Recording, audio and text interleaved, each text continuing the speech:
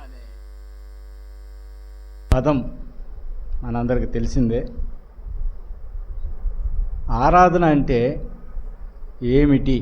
ఆరాధన అనే పదానికి అసలుకి కొంత వివరణ ఇవ్వాలని నాకు ఆలోచన కలిగింది. ఆ రోజు ఆరాధనలో క్లుప్తంగా మాట్లాడాను. వాస్తవంగా సరిపోతుంది. అయినప్పటికీ ఇంకా కొంచెం వివరణ ఇస్తే, ఆరాధన అనే దానికి నాకు తెలిసిన వాటికి, దేవుడి నాకు ఇచ్చిన జ్ఞానం వాటికి ఆరాధన అంటే ఏమిటి అనేది మనందరికి ఒక అండర్స్టాండింగ్ అవుతుందనే ఉద్దేశంతో అదే వాక్య భాగాన్ని నేను కంటిన్యూ చేయదలుచుకున్నాను. యోహాను సువార్త 4వ అధ్యాయంలో సమరీ స్త్రీతో మాట్లాడుతూ ఆరాధన అనే పదాన్ని ఉపయోగిస్తాడు. 4వ అధ్యాయంలో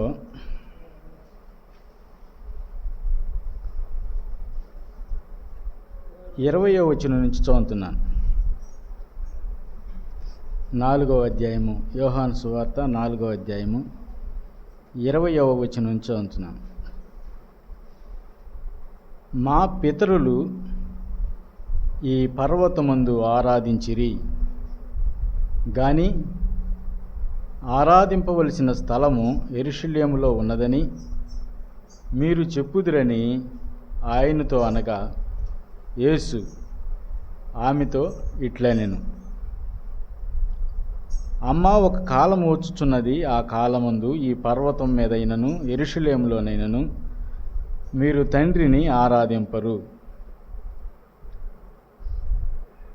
మీరు మీకు తెలియదాన్ని ఆరాధించువారు, మేము మాకు తెలిసిన దాన్ని ఆరాధించువారము.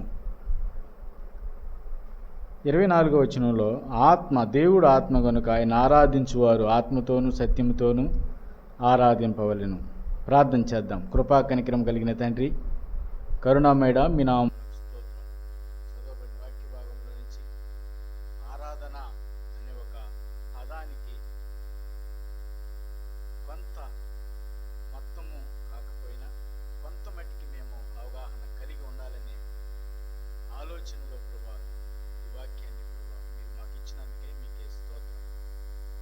ఈ చదవబడిన వాక్యములో నుంచి ఆరాధన అనే పదానికి, ఆరాధన అంటే ఏమిటో మేము గ్రహించగలిగే జ్ఞానాన్ని మాకు దయచేయమని చేరి ఉన్న మా ప్రియ స్థానిక సహోదరులందరూ ఈ అంశాన్ని కొంత మట్టుకైనా గ్రహింపగలుగులాగున మీరే మాతో మాట్లాడమని యేసు క్రీస్తు వారి పరిశుద్ధమైన నామములో మిక్కిలి వినయమై ప్రార్థించని వేడుకొంచున్నాము తండ్రి, ఆమేన్. ఇక్కడ మనం గమనించినట్లయితే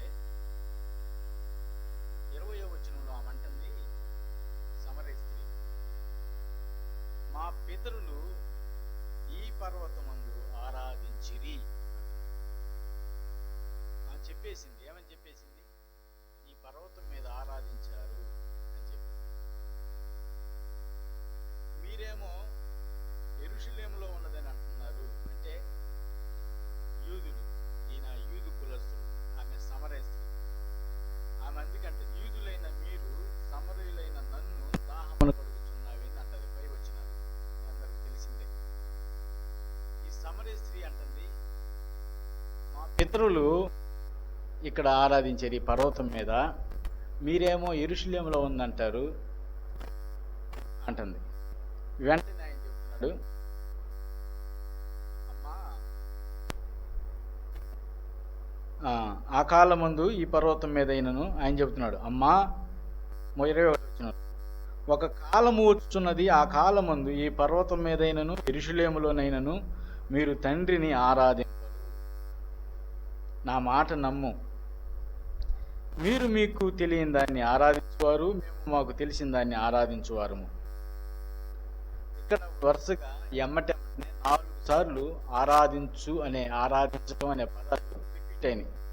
ఇదే వచనంలో ఏమంటుంది, ఈ పర్వతం ముందు ఆరాధించారు మా పితరులు అని చెప్తుంది. ఆయన ఏమంటున్నాడు, ఒక కాలం వస్తుందమ్మా, ఆ కాలంలో ఇక్కడ కాదు ఆరాధించేది, ఆ కాలము అని చెబుతున్నాడు. ఆరాధన అనే పదం ఉపయోగించాడు ఆయన. ఆరాధించువారు అని చెబుతున్నాడు.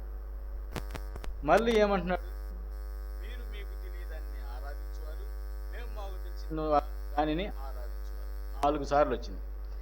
మళ్ళా 24వ వచనంలో దేవుడు ఆత్మ గనుక ఆరాధించువారు, ఆయనను ఆరాధించువారు ఆత్మతో సత్యంతో ఆరాధించాలి. 5 సార్లు ఉపయోగపడింది ఇక్కడ ఆరాధన ఆరాధన ఆరాధన. ఆరాధన ఆరాధన అంటే ఆమె ఏం చెప్తుంది, ఆల్రెడీ పర్వతం మీద ఒకప్పుడు జరిగిందయ్యా అంట. అంటే ఆరాధన మనం అనుకుంటున్నది ఏంటంటే, మనకు తెలిసిన జ్ఞానం యేసుక్రీస్తు శిలువలో చనిపోయి సమాజం తిరిగి లేచాడు, ఆయనకి సంబంధించిన రొట్టె రసాన్ని ఆదివారం రోజు తీసుకుంటే ఆరాధన మనం అనుకుంటున్నాం. అంటే నాకు అలా అనిపించింది. కానీ ఈమెం చెప్తుంది, ఆల్రెడీ మా పితరులు ఆరాధించారని చెప్తుంది. మా పితరులు ఆల్రెడీ ఆరాధించారు ఈ పర్వతం మీద. ఈయనేం చెబుతున్నాడు, ఈ పర్వతం మీద కాదు, ఆ యెరూషలేములో కాదు, ఇదంతా క్లోజ్ అయిపోద్ది. అసలు ఆరాధించేది ఎలా ఉండిద్దంటే, రాబో కాలంలో దేవుడు ఆత్మ కాబట్టి ఆయన్ని ఆత్మతో సత్యంతో ఆరాధించాలని చెప్తున్నాడు. అంటే మనం వెనక ఆమె యేసుక్రీస్తు మాట్లాడుతున్న 2 పదాల్లో ఆరాధన అనేది గతంలోనే ఉంది. అది మనం బేస్ చేసుకోవాలి. అది బేస్ చేసుకుంటేనే మనకి ఆరాధన అనేది ఏంటనేది క్లియర్గా అర్థం అవుతుంది. ఇప్పుడు మనం ఆదివారం రోజు వచ్చి రొట్టె రసంలో చేయి వేస్తే అది ఆరాధన అనుకుంటే కాదు.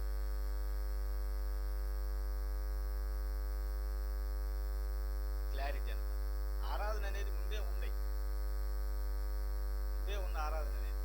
ఆరాధన అనేది ముందే ఉంది కాబట్టి ఇక్కడ డిస్కషన్ జరిగింది. ఈయనేం చెబుతున్నంటే, ఆ ఆరాధన కాదమ్మా, తండ్రిని ఆరాధించేవాళ్ళు ఆత్మతో సత్యంతో ఆరాధించాలి. అసలు ఆరాధన అంటే ఏందనేది మనం క్లియర్గా తెలుసుకోవాలంటే, ఆరాధనలో అర్పించుకోవటం అనేది ఉంటుంది, ఆరాధనలో ఇచ్చి వేసుకోవటం అనేది ఉంటుంది. ఇది సత్యం. దీనికి ఉదాహరణగా మనం పాత నిబంధన గ్రంథంలోకి వెళ్తే, అబ్రహాము తన కుమారుని తీసుకుని వెళ్ళేటప్పుడు అక్కడ రాయబడిన మాట, మేము మ్రొక్కి తిరిగి వస్తామన్నాడు. మొరక్కటం అనే పదానికి అక్కడ వర్షిప్ అనేది ఉపయోగించారు. ఇక్కడ ఆరాధించబడిన పదానికి క్రొత్త నిబంధనలో ఇక్కడ కూడా వర్షిప్ అనే ఉపయోగించబడింది. అక్కడ వర్షిప్, ఇక్కడ వర్షిప్, ఆరాధన. ఇప్పుడు ఆరాధన సెంటర్లో వచ్చింది. ఆరాధన వర్షిప్ సెంటర్స్ యూట్యూబ్లో చూసేవాళ్ళకి తెలుస్తాయి ఇలాంటి విషయాలు. ఆరాధన అంటే మరొక అధ్యాయంలో మరొక గ్రంథంలో అక్కడ కూడా 4-5 సార్లు ఆరాధన అంటే తెలుగులో ట్రాన్స్లేషన్కి వచ్చేది మొక్కుట లేదా మొక్కుకొనుట అనే దానికి వచ్చేసింది. సమూయేలు గ్రంథంలో, మొదటి సమూయేలు గ్రంథంలో ఎవరో ఒక ఆమె నింది కదా, పిల్లలు లేకపోతే ప్రార్థన చేస్తుంది. ఏమైనా అన్న ఆమె అక్కడ మనం చూస్తే 5 సార్లు మొక్కాను మొక్కినని ఉంటుంది. చివరిలో సమూయేలుని అక్కడ వదిలిపెట్టినప్పుడు కూడా సమూయేలు ఏం చేసాడు, వెంటనే మొక్కాను అని. అంటే మొక్కుట అనే దానికి మనకు తెలిసిన విషయం చెప్పాలంటే, మనం అంతా ఒకప్పుడు ఏదో దానికి మొక్కిన వాళ్ళమే. దేవుణ్ణి ఎరగక ముందు, దేవుని సన్నిధికి రాకముందు మనం మొక్కుబళ్ళు ఉన్నాయి మనకి. ఈ మొక్కుబళ్ళు గురించి ప్రసంగి గ్రంథంలో ఉంది. నువ్వు మొక్కుకొని దాన్ని ఏమంటాడు, వెంటనే చెల్లించాలి. అలా చెల్లించకుండటం కంటే నువ్వు మొక్కుకోకుండటమే మేలు అంటాడు ప్రసంగి గ్రంథం. ఆ తర్వాత సామెతల గ్రంథంలో ఒక ఆమె మాట్లాడుతుంది, నేను సమాధాన బలులను ఇవ్వవలసి ఉన్నాను, అయితే నేను నా మొక్కుబడిని అర్పించాను. కాబట్టి మనిద్దరము కలిసి మాట్లాడుకుందామంట సామెత గ్రంథం. మీకు రెఫరెన్స్ చెప్పను, ఎందుకు చెప్పనంటే చెప్పనంతే, నాకు లేదా పేపర్ నేను రాసుకునేది ఆడపోయి ఈ బుక్లోనే పెట్టాను. ఎట్ట మర్చిపోయినా పోయినది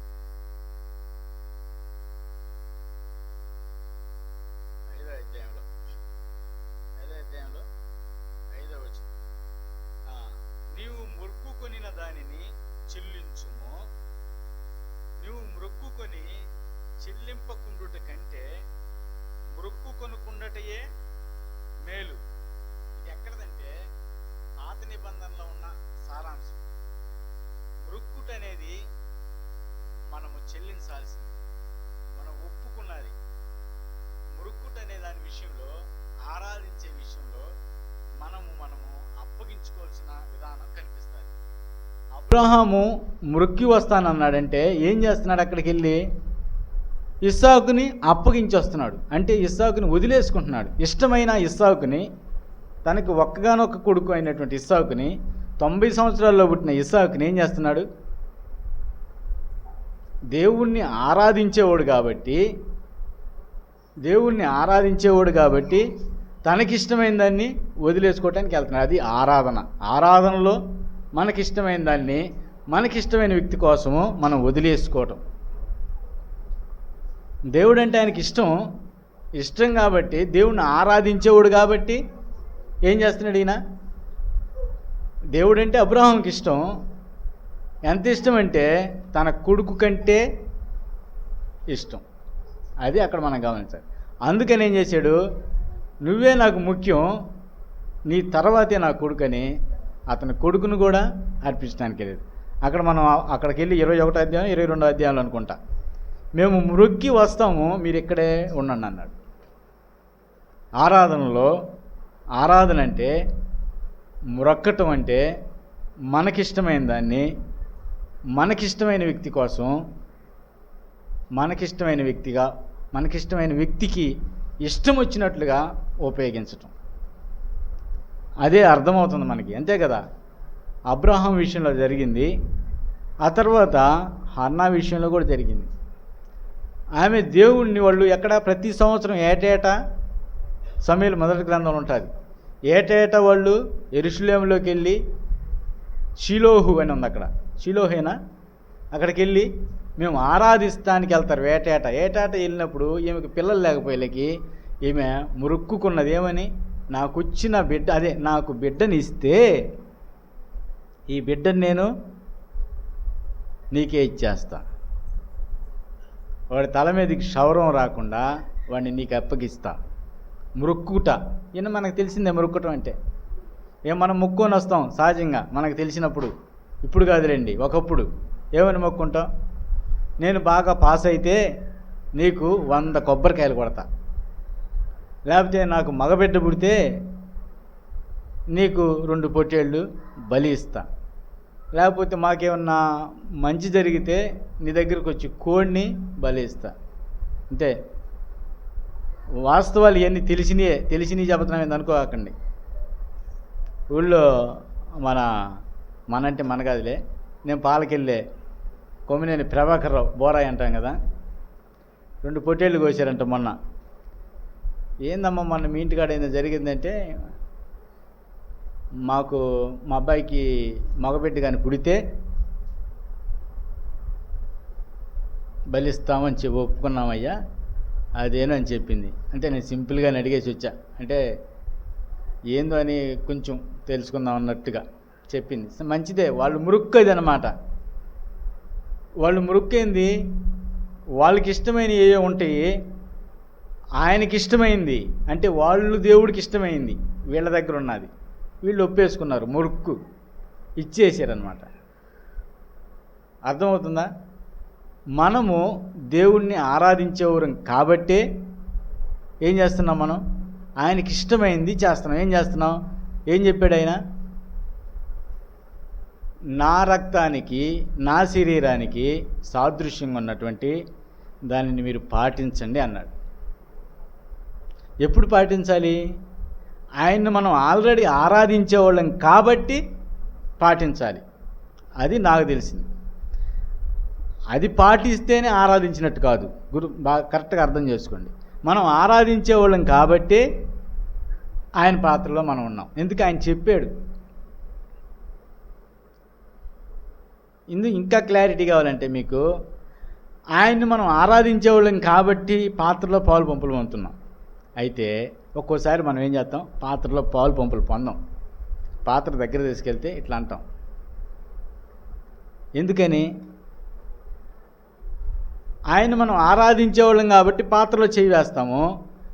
ఆయనకి ఇష్టం లేని జీవితం జీవించాం కాబట్టి, ఆయనకి ఇష్టనట్టు మనం ఉన్నాం కాబట్టి, మన మనస్సాక్షి చెదిరింది కాబట్టి, సరిపోలేదు కాబట్టి ఈ ఆదివారం ఇట్టేటంటాం, పాత్ర తీసుకెళ్ళంగానే.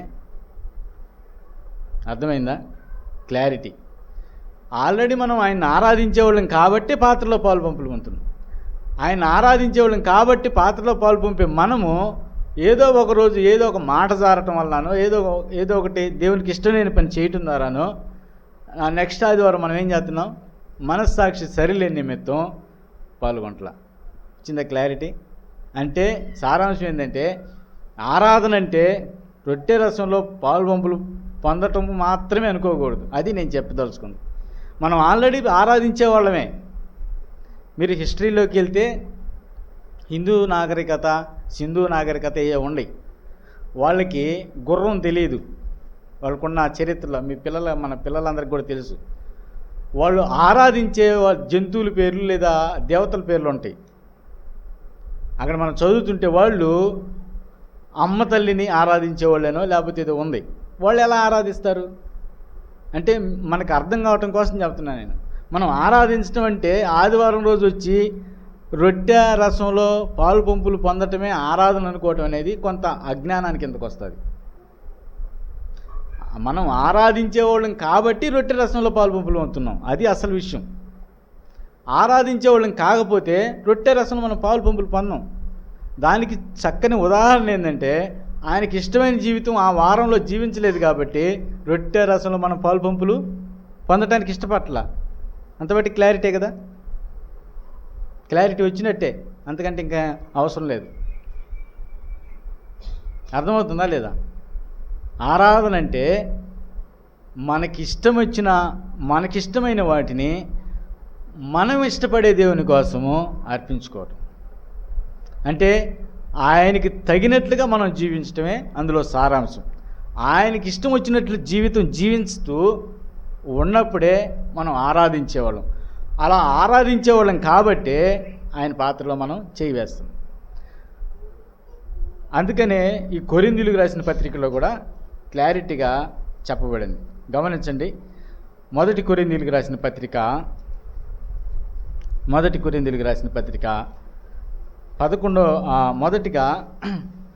10వ అధ్యాయంలో కొన్ని విషయాలు చదువుతున్నాను చూడండి. 10వ అధ్యాయం 8వ అధ్యాయము వీటిలో ఉండే కొన్ని విషయాలు ఒకదాని తర్వాత ఒకటి అన్నిటికీ సరిపోయే వచనాలే నేను చదువుతున్నాను. మొదటి కొరింథీ 8వ అధ్యాయము 7వ వచనం చూడండి. మొదటి కొరింథీ 8వ అధ్యాయము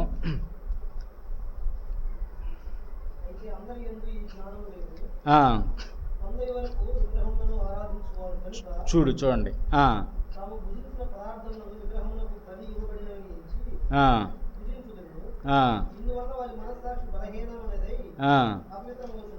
చూడండి అక్కడ ఉపయోగించిన పదాన్ని చూడండి ఒకసారి.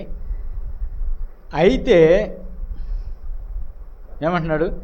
అయితే అందరి యందు ఈ జ్ఞానము లేదు, కొందరు ఇది వరకు విగ్రహమును ఆరాధించువారు.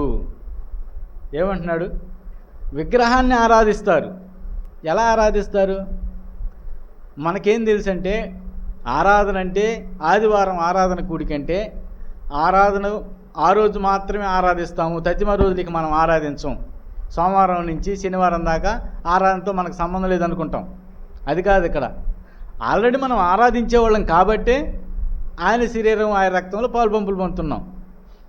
ఇక్కడ పరిశుద్ధ గ్రంథంలో నాకు తెలిసి ఎక్కడ కూడా ఆయన రక్తము ఆయన శరీరంలో పాలు పంపులు పొందటం మాత్రమే ఆరాధించడం అని రాయిలా. ఒకవేళ మీకు తెలిస్తే నాకు చెప్పండి, నేను సరిచేసుకుంటా. మనం ఎవరు కూడా పూర్తి పరిపూర్ణమైన జ్ఞానం గల వాళ్ళం కాదు. అన్నీ నాకే తెలుసు అనుకోవటం మూర్ఖత్వం.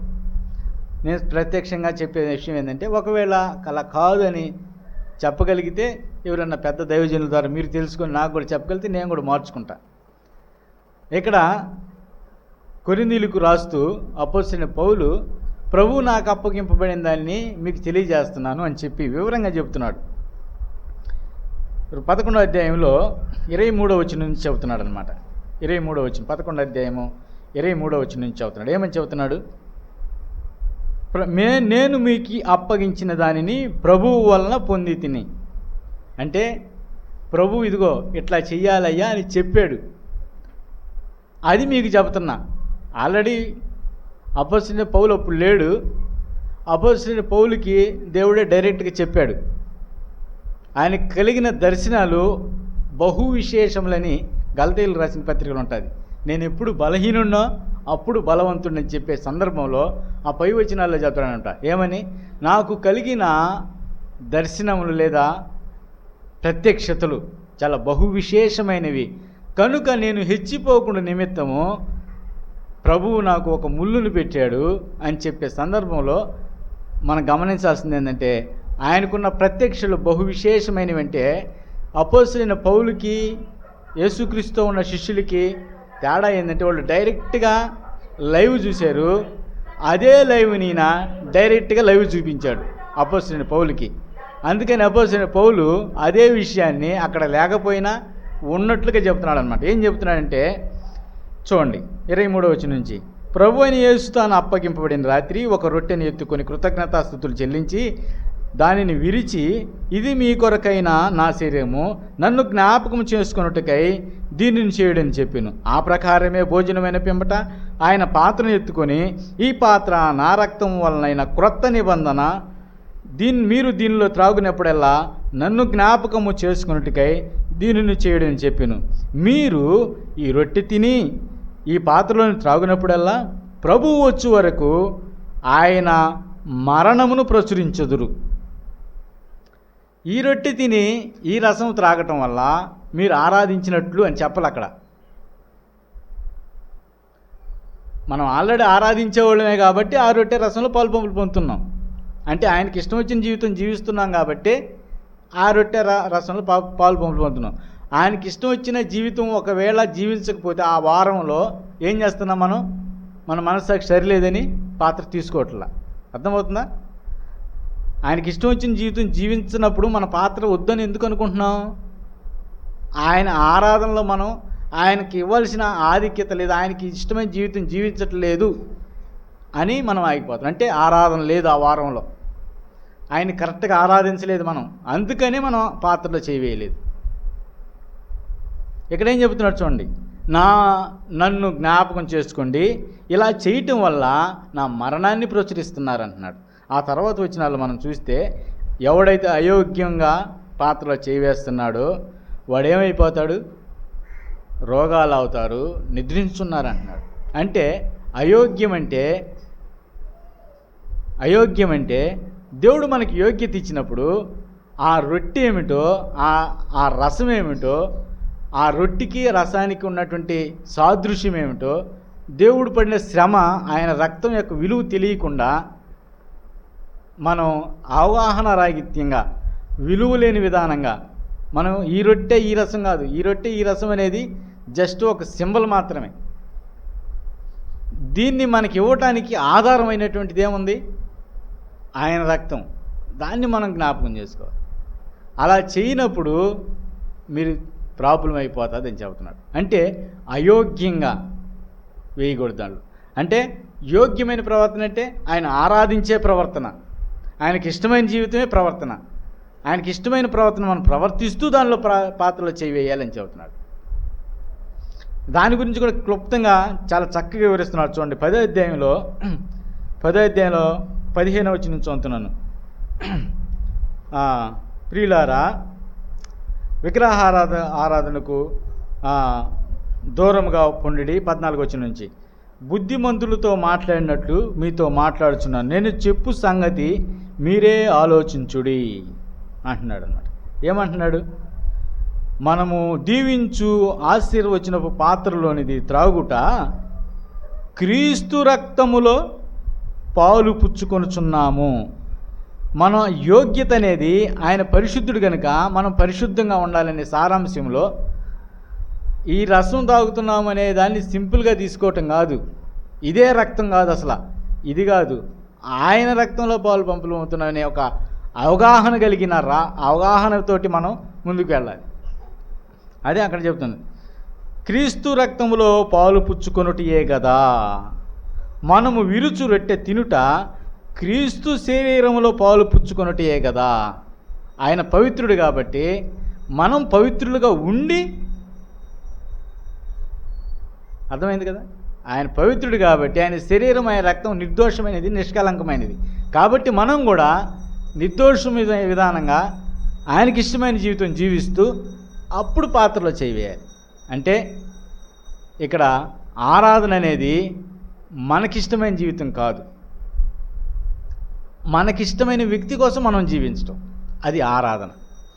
మనకిష్టమైన వ్యక్తి కోసం మనం అర్పించుకోవటం. పాత నిబంధనలో వాళ్ళు కూడా ఆరాధించారు. ఏం చెప్పింది సమరయ స్త్రీ? మా పితరులు ఆరాధించారు. వాళ్ళు ఎట్లా ఆరాధించారు? వాళ్ళకుందా ఇది?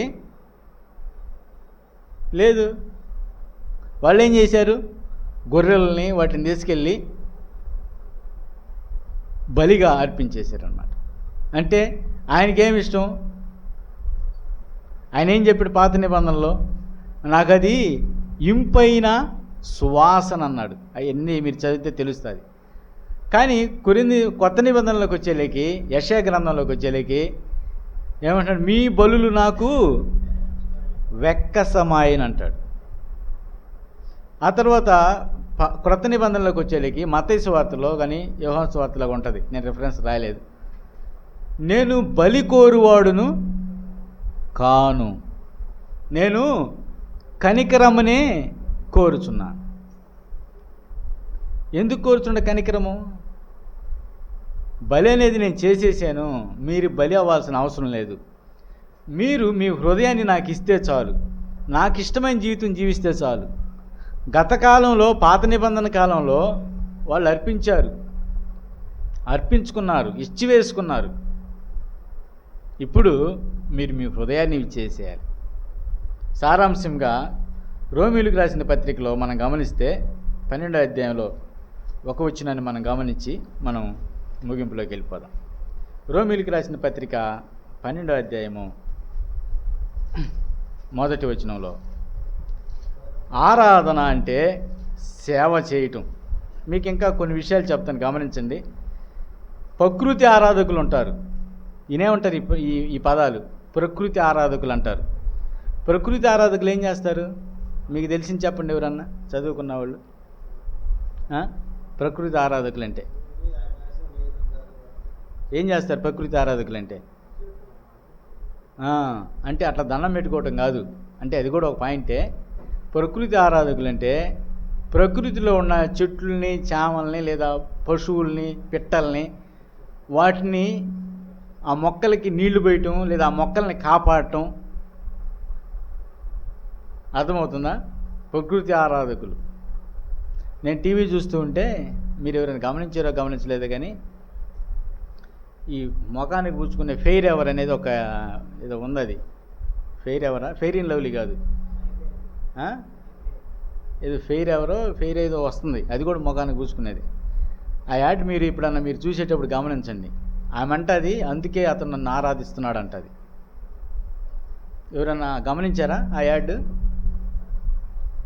ఒకవేళ గమనించుంటే చూడండి. మా సీరియల్ కానీ సినిమాలు కానీ వచ్చేటప్పుడు మధ్యలో ఒక యాడ్ వస్తుంది. నాది ఎంకామ్లో, నాది స్పెషలైజేషను మార్కెటింగ్ స్పెషలైజేషన్.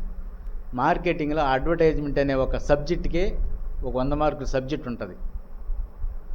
కొంచెం టచ్ ఉంది కాబట్టి నేను టీవీ ఎప్పుడైనా చూసేటప్పుడు యాడ్లే చూస్తూ ఉంటాను. డెటాల్ యాడ్ వస్తుంది, చూసారా? డెటాల్ లేబుల్ బొమ్మ ఎలా ఉంటుందో అదే కలర్లో ఆమె చీర కట్టుకొని ఉంటుంది. చూడండి మీరు. డెటాల్ బాటిల్ మీద ఏ కలర్ తోటి అయితే దాని అది ఉంటుందో లేబుల్, ఆ డెటాల్ యాడ్ ఇచ్చే ఒక ఆడాము ఉంటుంది, ఆమె కూడా అదే కలర్ చీర వేసుకొని ఉంటుంది. అంటే ఒక్కొక్కరికి ఒక్కొక్క అవగాహన ఉన్న వాళ్ళే చెప్తారు. ఇప్పుడు కాంపిటేటివ్ ఎగ్జామ్స్ ప్రిపేర్ అయ్యే వాళ్ళు ఉంటారు. కాంపిటేటివ్ ఎగ్జామ్స్ ప్రిపేర్ అయ్యే వాళ్ళకి తెలిసిద్ది. వాళ్ళకి ఏ న్యూస్ పేపర్ చూసినా, ఎక్కడ చూసినా అది ఒక జనరల్ నాలెడ్జ్ బిట్టుగానో, అదొక కరెంట్ అఫైర్స్ బిట్టుగానో, మామూలుగా చదివే వాళ్ళకి మామూలుగా చదివేస్తారు. కాంపిటేటివ్ ఎగ్జామ్స్ ప్రిపేర్ అయ్యేవాడికి ప్రతి ఒక్కటి కూడా క్వశ్చన్ కానీ బిట్ కానీ కనపడుతుంది, ఆన్సర్ కానీ. ఇలాంటిది వస్తుంది రేపు అని. అంటే దాని గురించి మనకు అవగాహన ఉన్నప్పుడు అలా జరుగుతుంది అనమాట. ప్రకృతి ఆరాధకులు ఉంటారు, ఆరాధన అని ఉంటుంది. ఆరాధన మీద 3 సినిమాలు కూడా ఉన్నాయి. ఒకసారి చెప్పాను మీకు. సినిమాల గురించి ఏం చెబుతున్నాం అనుకోకండి. అంటే ఆరాధన అనే పదానికి ఉన్న విస్తృత అర్థం అన్నమాట. ఆ తర్వాత దీపారాధన అంటారు కొంతమంది. అదేంటిదో ఆరాధన తెలుసుకోవాలి. దీపాన్ని వెలిగించి దీపం ఆరిపోతుంది, దాన్ని ఆర్పరు వెలిగించిన తర్వాత. దీపం వెలిగించిన తర్వాత అది అట్ట వదిలేసేస్తారు, అదే ఆరిపోవాలి. అంటే అది ఖర్చు అయిపోవాలి, అది అంకితం అయిపోవాలన్నమాట ఆరాధన. ప్రకృతి ఆరాధకులు, అందాన్ని ఆరాధించేవాళ్ళు, కొన్ని రకాల ఆరాధకులు ఉంటారు, కొన్ని విగ్రహాలను ఆరాధించే వాళ్ళు ఉంటారు. రకరకాల ఆరాధనలో మనం గమనించాల్సింది మనము మనల్ని దేవునికి ఇష్టమైన విధంగా అర్పించుకోవటం. ఇక్కడ మన ఆరాధన ఏంటంటే మన హృదయ సంబంధమైన జిహ్వా ఫలాలు మనం ఆయనకి అర్పించటం అన్నమాట మన ఆరాధనలో అంశం. ఎలా ఆరాధిస్తాం? మన ఆరాధనలో నువ్వే గొప్పవాడివి, నువ్వే ఉన్నతుడివి, నువ్వే సర్వోన్నతుడివి, సర్వశక్తిమంతుడివి, బలహీనుడినైనా చేతగాని వాడినైనా నన్ను ఉద్ధరించావు. ఆయన ఆరాధించడం అన్నమాట మన నోటి ద్వారా. జీవితంలో లైఫ్లో మనం ఆయనకి ఇష్టమైన జీవితం జీవించటమే ఆరాధన. చివరిలో మనం రోమీయులకు రాసిన పత్రిక 12వ అధ్యాయంలో ఆయన ఏం చెబుతున్నట్టు అపోస్తలుడైన పౌలు, కాబట్టి సహోదరులారా